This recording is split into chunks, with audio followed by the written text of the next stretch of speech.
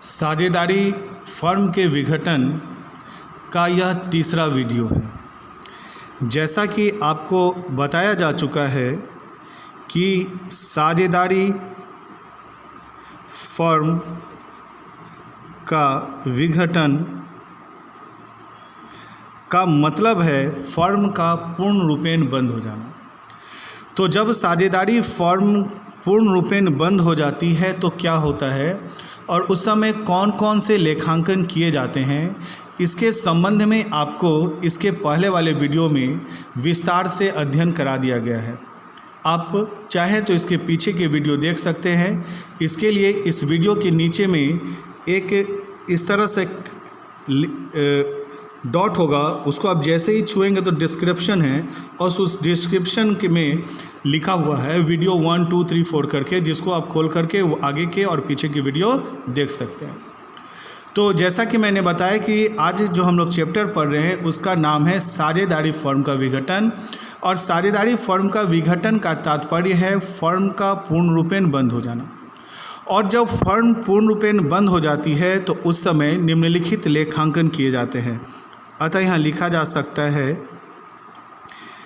कि साझेदारी फर्म के विघटन के समय लेखांकन के अंतर्गत निम्नलिखित खाते तैयार किए जाते हैं, जिसमें से पहला आपको बताया गया था वसूली खाता,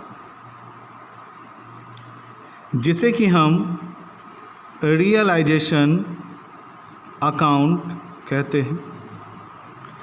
दूसरा जो हम लोग खाता बनाते हैं उसे कहते हैं पूंजी खाता, जिसे हम इंग्लिश में कैपिटल अकाउंट कहते हैं।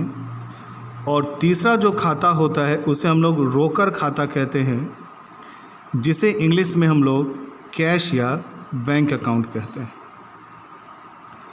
इस तरह से हमने जाना कि साझेदारी फर्म के विघटन के समय लेखांकन के अंतर्गत निम्नलिखित 3 खाते तैयार किए जाते हैं: वसूली खाता, पूंजी खाता और रोकड़ खाता। इन तीनों खातों में आज हम लोग सीखने वाले हैं कि वसूली खाता कैसे तैयार किया जाता है। तो वसूली खाता कैसे तैयार किया जाता है, इससे पहले आपको यह जानना होगा कि वसूली खाता क्यों तैयार किया जाता है। तो आपको पता है कि जब साझेदारी फर्म का विघटन हो जाती है तो जितने भी साझेदार हैं वे सभी अपनी पूंजी की मांग करने लगते हैं, जबकि फर्म में पूंजी स्थिर तौर पे तो होती नहीं है। तो उसकी पूंजी की राशि को कैसे लौटाया जाएगा, जिसके लिए साझेदारी फर्म सभी संपत्तियों को बेचती है, बेचकर उनके दायित्वों का भुगतान करती है और जो शेष राशि बचती है उसे साझेदारों के बीच में बांट दिया जाता है। तो उसे ही हम लोग वसूली खाता कहते हैं। तो उसका संदर्भ में लिख दें कि वसूली खाता क्या है। तो आप लिख सकते हो कि वसूली खाता साझेदारी फर्म के विघटन के समय बनाया जाता है। तो आपको समझ में आ गया कि वसूली खाता उस समय बनाया जाता है जब फर्म का विघटन यानी जब फर्म बंद होता है। क्यों बनाया जाता है, तो उसको लिख सकते हैं आगे कि वसूली खाता साझेदारी फर्म के विघटन के समय बनाया जाता है जब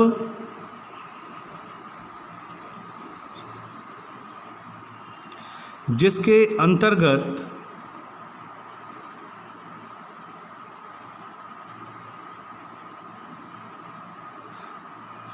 प्रश्न के या फर्म लिख सकते हो, जिसके अंतर्गत फर्म की सभी संपत्तियों को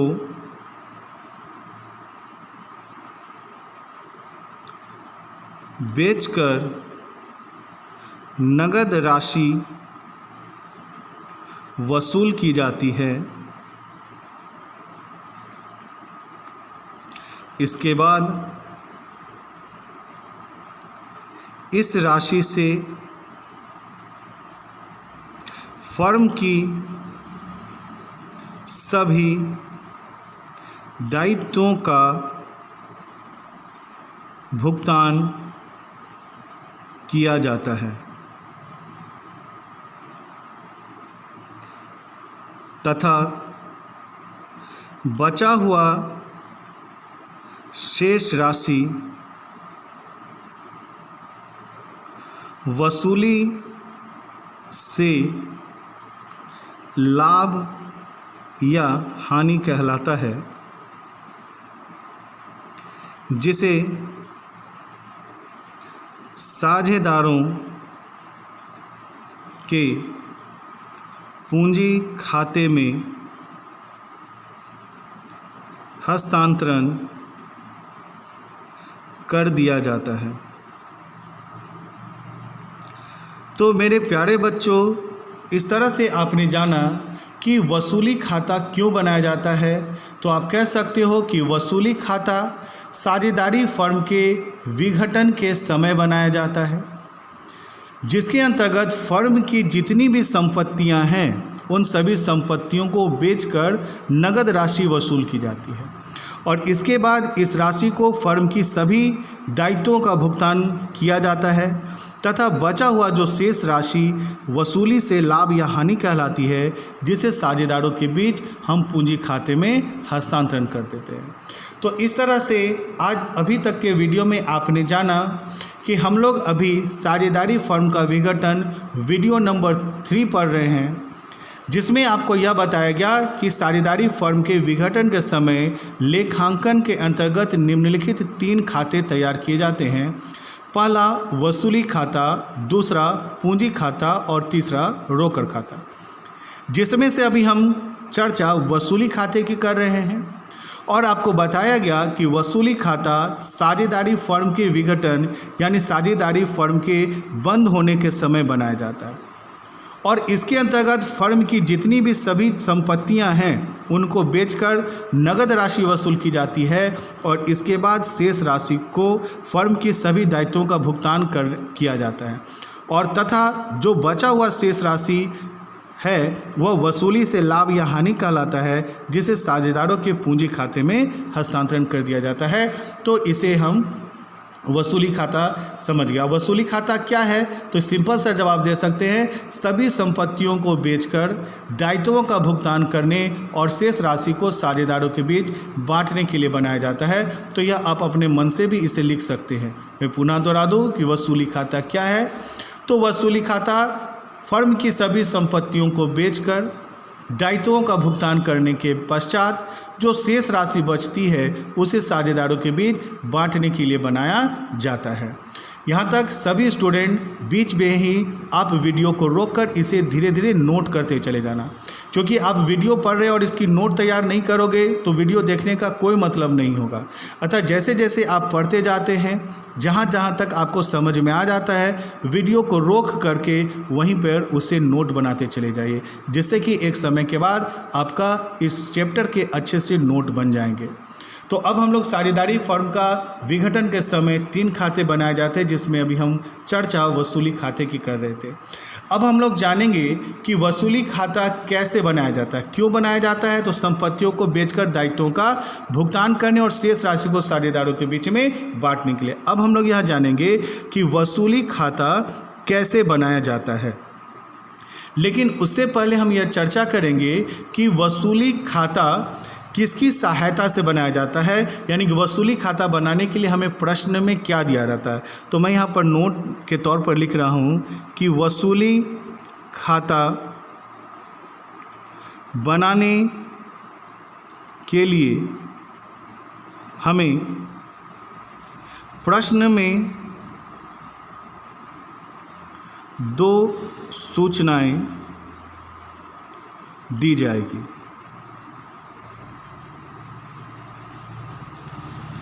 पहला बैलेंस शीट। तो आप सभी जानते हैं कि बैलेंस शीट के 2 पक्ष होते हैं, एक कैपिटल एंड लायबिलिटी साइड और दूसरा होता है एसेट साइड। एसेट साइड में फर्म की सभी संपत्तियों के बारे में पता चलता है और कैपिटल एंड लायबिलिटी साइड में फर्म की पूंजी एवं दायित्वों का पता चलता है। तो वसूली खाते बनाने के लिए हमें प्रश्न में दो सूचनाएं दी जाएगी, एक बैलेंस शीट और दूसरा दिया जाएगा बैलेंस शीट के नीचे एडिशनल इंफॉर्मेशन। एडिशनल इंफॉर्मेशन मतलब अतिरिक्त सूचनाएं। तो प्रश्न जो बनाया जाता है वह अतिरिक्त सूचनाएं के आधार पर ही बनाया जाता है, जिसको पढ़ के ही हमें पता चलेगा कि प्रश्न में आखिर करना क्या है। तो आपने जाना कि वसूली खाते बनाने के लिए हमें प्रश्न में दो सूचनाएं दी जाएगी, एक बैलेंस शीट दिया जाएगा जिससे हमें फर्म की सभी संपत्ति एवं पूंजी एवं दायित्वों का पता चलेगा, और फिर उसके नीचे कुछ अतिरिक्त सूचनाएं दी जाएगी जिसके माध्यम से हम यह जान पाएंगे कि उन सूचनाओं के अंतर्गत हमें आखिर इस प्रश्न में करना क्या है। मैं आपको अभी एक प्रश्न का प्रारूप दिखाता हूँ। तो देखिए, ये है हमारा प्रश्न का प्रारूप। प्रश्न में देखिए, मैंने कहा कि दो चीज़ें दी जाएगी, एक दिया जाएगा बैलेंस शीट, तो आपको बैलेंस शीट नज़र आ रहा है जिसके एक तरफ सभी संपत्तियां और दूसरे तरफ दायित्व दिए होते हैं, और फिर नीचे में दिया हुआ अतिरिक्त सूचना। तो प्रश्न आपको समझ में आ गया कि प्रश्न के तौर पर दो चीज़ें रहती, एक बैलेंस शीट और दूसरी रहती है अतिरिक्त सूचना। बैलेंस शीट से हमें संपत्तियां और दायित्वों का पता चलता है, जबकि ऊपर की अतिरिक्त सूचनाएं और नीचे की अतिरिक्त सूचनाओं से हमें यह पता चलता है कि आखिर इस प्रश्न में करना क्या है। तो आइए हम इस प्रश्न का एक बार अध्ययन करें। लिख रहा है कि ए और बी समान साझेदार है। इसका मतलब है कि इसमें दो साझेदार ए और बी हैं, और समान साझेदार का मतलब है वो अपने लाभ और हानि को बराबर बराबर अनुपात में बांटते हैं। तो दो साझेदार ए और बी समान साझेदार हैं। 31 मार्च 2013 को आर्थिक चिट्ठा निम्न प्रकार था, यानी कि ये जो बैलेंस शीट है वो वर्ष के अंत 31 मार्च 2013 का है। अब जब हम बैलेंस शीट का अध्ययन करेंगे तो हम पाएंगे कि इस फर्म के पास नगद के तौर पर 2,500, डेप्टर का 10,000, स्टॉक का 5,500, बिल रिसीवेबल का 5,000 और फर्नीचर के 7,000 रुपये हैं, यानी कि ये सभी संपत्तियां दी गई हैं। और दूसरी तरफ फर्म के दायित्व हैं, क्या है, क्रेडिटर और बिल्स पेबल। ए फर्म को ऋण दिया है, जमा 1,000 रुपया है इन दोनों का, और पूंजी दिया हुआ है। तो ये बैलेंस शीट पता चला, लेकिन अभी तक यहाँ तक प्रश्न में करना क्या है हमें कुछ पता नहीं चला। अभी तक हमें केवल यह पता चला कि दो साझेदार ए और बी समान साझेदार हैं, और 31 मार्च 2013 को उनका आर्थिक चिट्ठा निम्न है, जिसमें एक तरफ संपत्तियाँ हैं और दूसरी तरफ दायित्व है। जब हम नीचे पढ़ेंगे तो हमें पता चलेगा कि उक्त तिथि पर फर्म का विघटन हुआ, यानी कि अब यहाँ से पता चल गया कि फर्म का विघटन यानी कि फर्म की समाप्ति हो रही है। और आप अच्छे तरह से जान चुके हैं जब फर्म की समाप्ति होगी तो जितनी भी संपत्तियाँ हैं उन सभी संपत्तियों को बेचा जाएगा। कितना में बेचा जाएगा, तो ये इसका मूल्य है, लेकिन इसी मूल्य पर बिके यह ज़रूरी नहीं है, तो बाज़ार मूल्य पर बिकेगा। तो कितना में बिका वो यहाँ लिखा हुआ है कि संपत्तियों से निम्नलिखित राशि वसूली हुई, यानी इन संपत्तियों को बेचा जाएगा, और जो राशि वसूल होगी उससे इन सभी दायित्वों का भुगतान किया जाएगा। और ऐसा करने के लिए जो हम लोग खाता बनाएंगे वह वसूली खाता यानी कि रियलाइजेशन अकाउंट कहलाएगा। तो देखिए, नीचे में सभी संपत्तियों की राशि की वसूल दी हुई है और दायित्वों का भुगतान के बारे में जिक्र दिया हुआ है। तो मेरे प्यारे बच्चों, आप जान गए कि हमारा प्रश्न कैसा होगा। तो इसी चीज़ को मैंने लिखा कि वसूली खाता बनाने के लिए हमें प्रश्न में दो सूचनाएं दी जाती है, एक हम बैलेंस शीट की सहायता लेते हैं और फिर हम अतिरिक्त सूचनाओं को पढ़कर सहायता प्राप्त करते हैं। तो इसके लिए हम कुछ नोट लिख रहे हैं, ये नोट जानिएगा। ये नोट क्या है कि इसको ध्यान दीजिएगा, याद रखना है आपको। फर्स्ट ईयर में भी मैंने इसे बताया होगा, आईकॉम के फर्स्ट ईयर में, तो उस समय से ही आप जानते हैं, नहीं तो अभी जान लीजिए कि नोट है कि जब कोई भी मदे मतलब हो गया आइटम या फिर अकाउंट, जब कोई भी मदों को बैलेंस शीट से, जब कोई भी मदों को बैलेंस शीट से किसी भी खाता का मतलब हो गया अकाउंट, और यहाँ पर अकाउंट का मतलब है या तो रियलाइजेशन अकाउंट या फिर कैपिटल अकाउंट या फिर कैश या बैंक अकाउंट।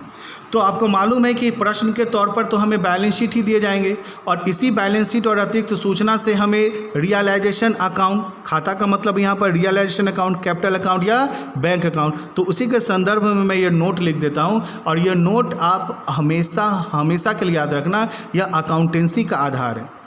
यह इस तरह के नोट्स कोई भी जल्दी टीचर्स नहीं बताते या नहीं इसकी जिक्र करते, लेकिन मैं आपको समझाते हुए इस सब चीज़ों को लिख रहा हूँ ताकि आप उसे और भी अच्छे से समझ सके। इस तरह के नोट्स टीचर्स की अपनी चीज़ें होती है, वो किसी को बताते नहीं हैं, लेकिन मैं आपको इसलिए बता दे रहा हूँ कि कोई भी प्रश्न को और भी अच्छे से आप समझ सके, कारण भी जान सके वो क्यों डेबिट और क्यों क्रेडिट हो रहा है। ठीक है, तो मैंने यहाँ लिखा कि जब कोई भी मदे आइटम को बैलेंस शीट से किसी भी खाते में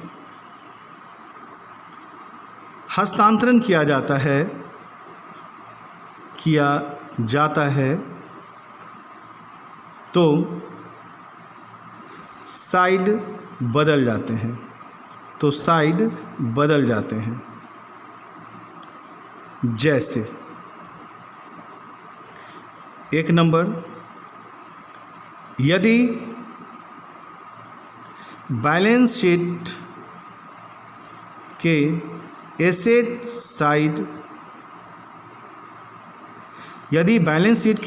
साइड से कोई भी मदों को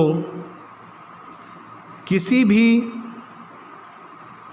लेजर यानी कि अकाउंट में जब हस्तांतरण करेंगे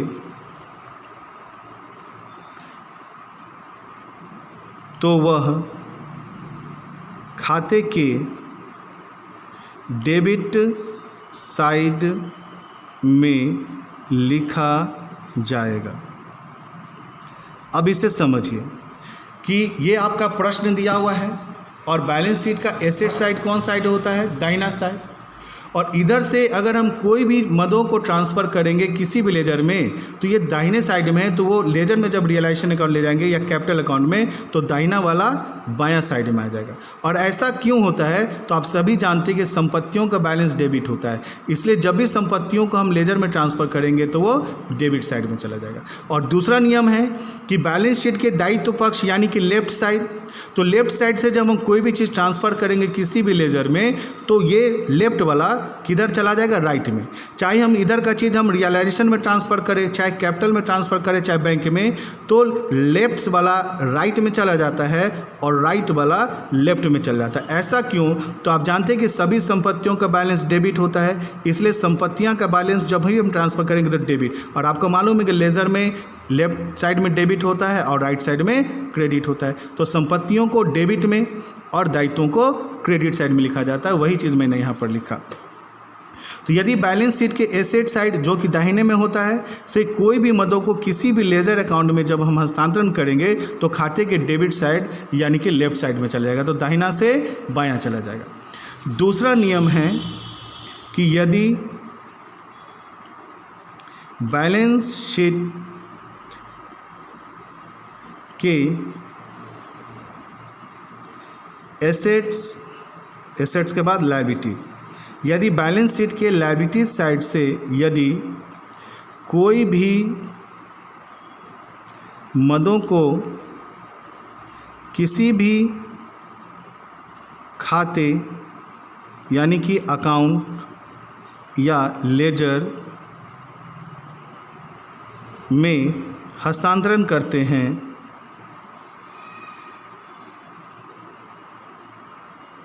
तो वह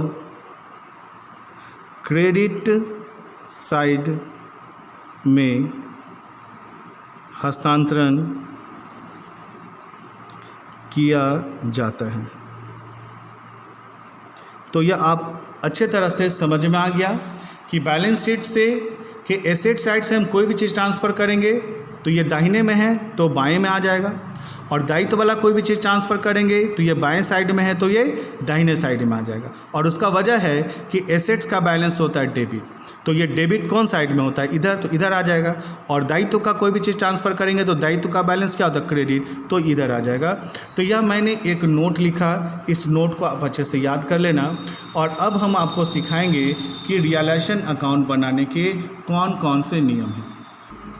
अब हम लोग वसूली खाते बनाने का नियम जानेंगे। यहाँ से इसको ध्यान देना है और इसी नियम पर पूरा चैप्टर ही समाप्त हो जाएगा, इसलिए इसको ध्यान से पढ़ना होगा। तो अब हम लोग यहाँ पर बता रहे हैं आपको वसूली खाते बनाने के नियम। तो अभी हम वसूली खाते बनाने के 5 नियम आपको बता रहे हैं और उसी 5 नियम पर आप वसूली खाते बिल्कुल आसान तरीके से बना लेंगे और पूरी किताब के वसूली खाते इसी 5 नियम पर बन जाएंगे, जिस नियम को आप एकदम अच्छे तरह से समझने की कोशिश करो। ठीक है, तो पहला मैंने कहा कि वसूली खाते बनाने का नियम, सबसे पहला नियम कि और क्यों बनाया जाता है वसूली खाता, तो सभी संपत्तियों को बेचकर दायित्वों का भुगतान करने के लिए बनाया जाता है। ये तो आप शुरुआत में ही बता दिए कि वसूली खाते बनाने का नियम हम अभी पढ़ने वाले हैं। तो हम जानते हैं कि वसूली खाते बनाए क्यों जाते हैं, सभी संपत्तियों को बेचकर दायित्वों का भुगतान करने के लिए। तो स्वाभाविक है नियम में हम लोग वही चीज़ लिखेंगे।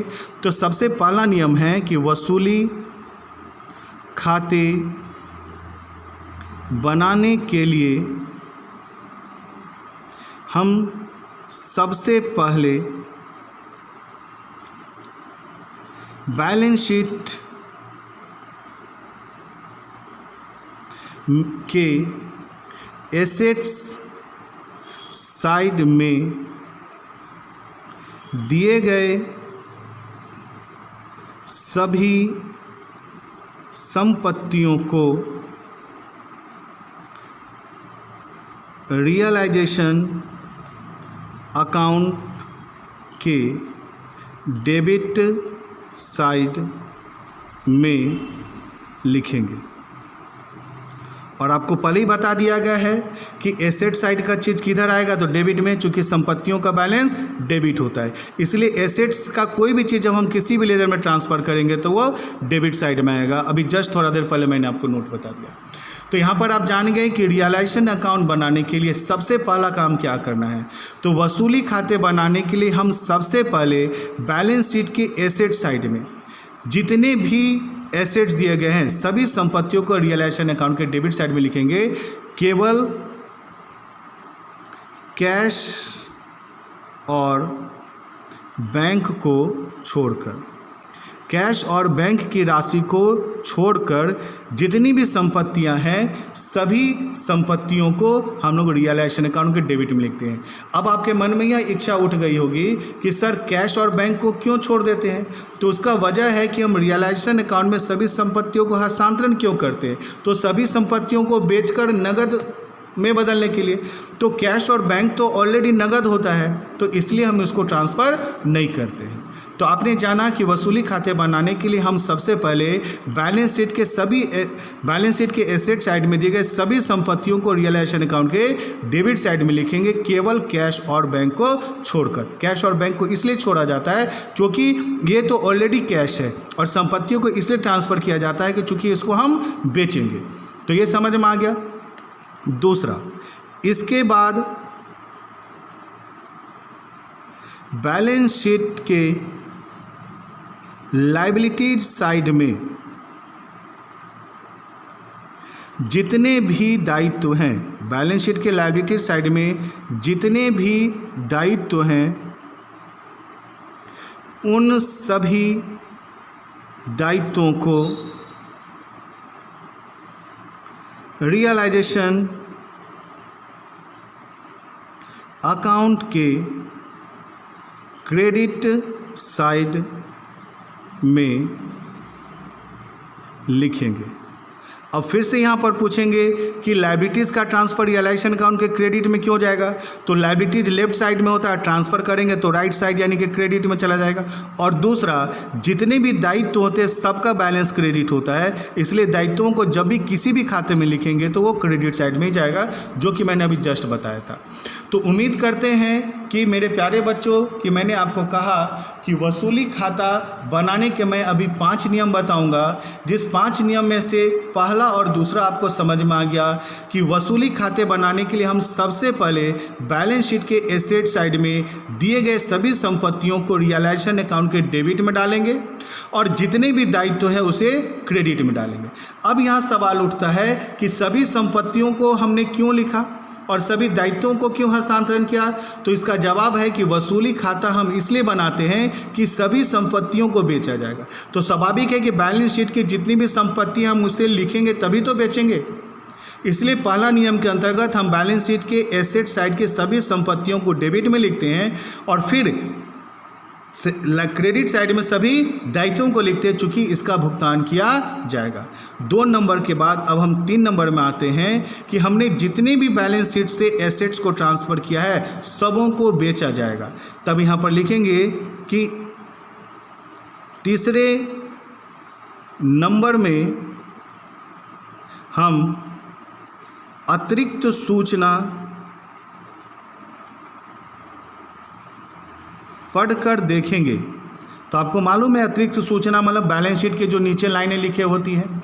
तो तीसरे नंबर में हम अतिरिक्त सूचना को पढ़कर देखेंगे कि जितने भी संपत्तियां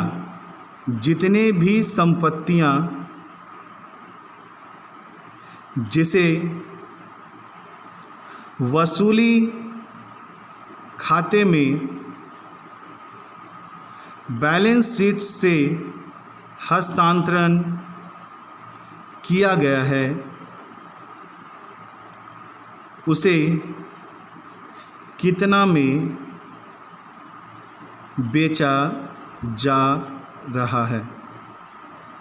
तो आपने जाना कि सबसे पहले जो बैलेंस शीट की जितनी भी एसेट्स है जब उसे हम ट्रांसफ़र करते हैं तो इसी ट्रांसफ़र क्यों करते हैं? ताकि इसे बेचना है। तो तीसरे नंबर में हम अतिरिक्त सूचना को पढ़कर देखेंगे कि जितनी भी संपत्तियां जिसे वसूली खाते के में बैलेंस शीट से हस्तांतरण किया है उसे कितना में बेचा जा रहा है, जिसके लिए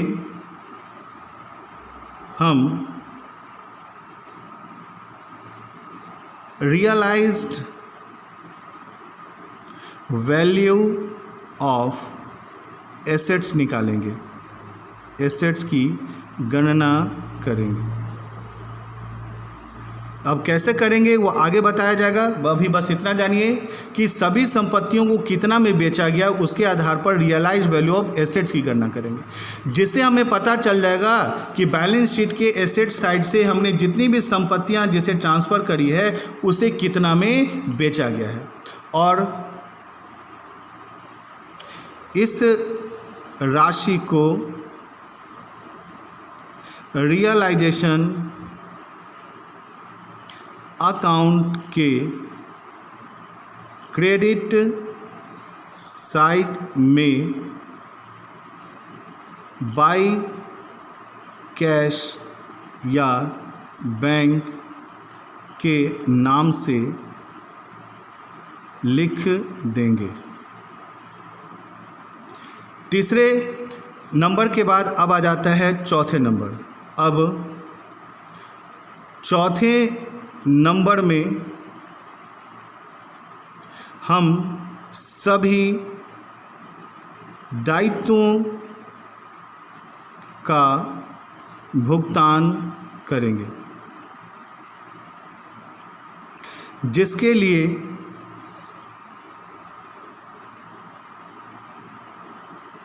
हम पेमेंट टू लायबिलिटीज की गणना करेंगे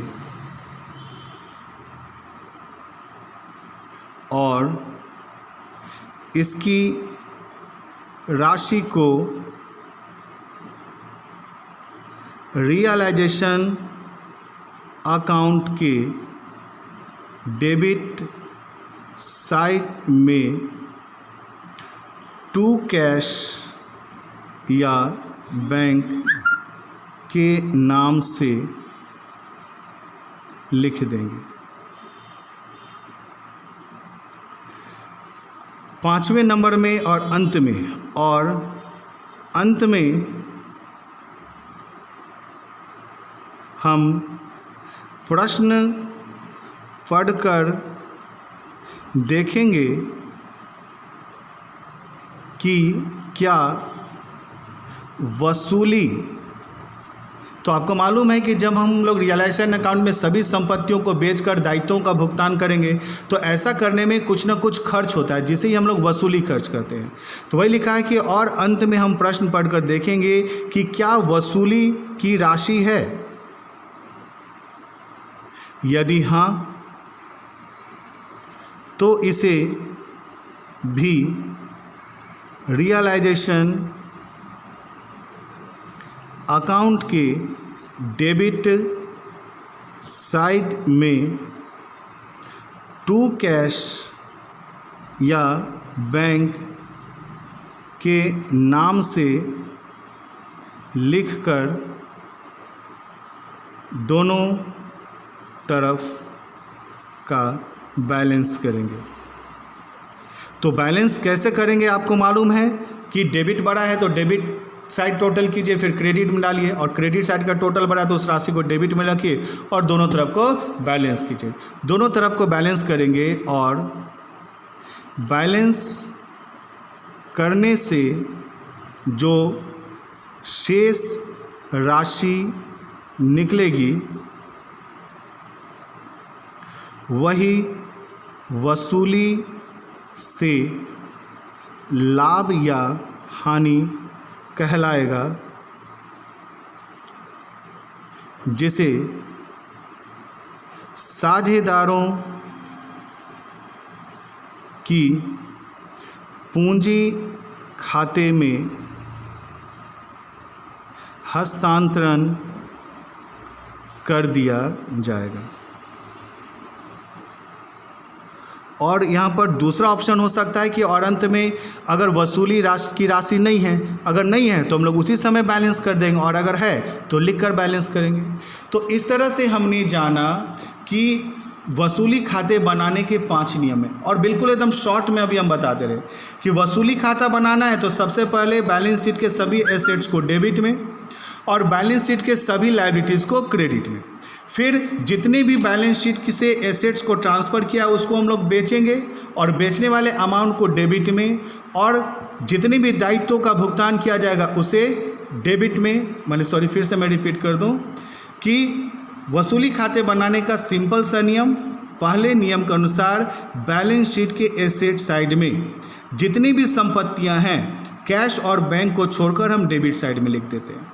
फिर बैलेंस शीट के दायित्व पक्ष में जितनी भी दायित्व हैं उन सभी दायित्व को रियलाइजेशन अकाउंट के क्रेडिट में लिख देते हैं। फिर तीसरे नंबर में जितनी भी संपत्तियों को हमने लिखा है उसे बेचते हैं और बेचने से जो राशि आती है उसे क्रेडिट साइड में बाय कैश या बैंक के नाम से लिख देते हैं, और फिर इसी राशि से हम चौथे नंबर में दायित्व का भुगतान करते हैं जिसके लिए हम लोग पेमेंट टू लायबिलिटी बनाते हैं, और दायित्व का भुगतान हम डेबिट साइड में टू कैश या बैंक के नाम से लिख देते हैं। और अंत में हम प्रश्न पढ़कर देखते हैं कि क्या वसूली से संबंधित कुछ खर्च हुए हैं। अगर हाँ वसूली की राशि है तो उसे डेबिट साइड में लिखकर हम शेष निकालेंगे, और अगर नहीं है तो उसी समय शेष निकालेंगे, और जब शेष निकालेंगे तो जो राशि निकलेगी वह राशि वसूली से लाभ या हानि कहलाता है, जिसे हम साझेदारों के बीच हम बांट देते हैं। तो मेरे प्यारे स्टूडेंट, इन 5 नियम को केवल आप पहले रट लेना। उम्मीद करते हैं कि समझ में आ गया होगा, और अगर नहीं भी तो इन 5 नियम को रट लेना और इस 5 नियम के आधार पर देखना कि अगला वीडियो में रियलाइजेशन अकाउंट कितने आसानी तरीके से बनता है। मैं फिर से सारांश कर दूं कि वसूली खाते बनाने के 5 नियम याद रखने हैं। पहला, वसूली खाते बनाने के लिए हम सबसे पहले बैलेंस शीट के एसेट साइड में जितनी भी संपत्तियां हैं उसे रियलाइजेशन अकाउंट के डेबिट साइड में लिख देना। फिर बैलेंस शीट के जितने भी दायित्व है उसे रियलाइजेशन अकाउंट के क्रेडिट साइड में लिख देना। फिर जितनी भी संपत्तियां उसे हम बेचेंगे तो इसी को तीसरे नंबर में लिखा कि अतिरिक्त सूचना को पढ़कर देखेंगे कि जितनी भी संपत्तियां वसूली खाते में बैलेंस शीट से हस्तांतरण किया गया है उसको कितना में बेचा गया है, जिसे हम लोग रियलाइज्ड वैल्यू ऑफ एसेट्स निकालते हैं, और उसी के आधार पर जो राशि निकलती है उसको हम लोग क्रेडिट साइड में बाई कैश या बाय बैंक के नाम से लिखते हैं। फिर हम लोग यहाँ पर जो दायित्व ट्रांसफ़र किए 2 नंबर में, उस दायित्व का भुगतान कर देते हैं 4 नंबर में, और अंत में अगर कोई वसूली की राशि है तो उसे लिखेंगे, और अगर नहीं है तो बिना लिखे हुए दोनों तरफ का हम शेष निकाल देते हैं। जो शेष राशि बचेगी वह शेष राशि जो है वसूली से लाभ या हानि कहलाता है, जिसे हम साझेदारों के बीच में बांट देते हैं। तो आप इस 5 नियम को अच्छे से नोट करके याद कर लेना, और याद करने के बाद मैं अगला वीडियो जो बताऊंगा तो देखना, बिल्कुल सरल और आसान तरीके से इसी 5 नियम के आधार पर वसूली खाता बनकर तैयार हो जाएगा। तो इसको नोट कैसे करोगे, तो जैसे जैसे आप वीडियो देखते जाना, वीडियो देखने के बाद उसे पॉज करके इसे नोट कर लेना, फिर इतना नोट करने के बाद फिर आप वीडियो को पॉज कर लेना, और फिर यहाँ से इसको नोट कर लेना, फिर पॉज करने के बाद फिर इसको नोट कर लेना। इस तरह से ये सारे नोट्स जो हैं आपके कंप्लीट हो जाएंगे। तो आज के लिए इतना ही।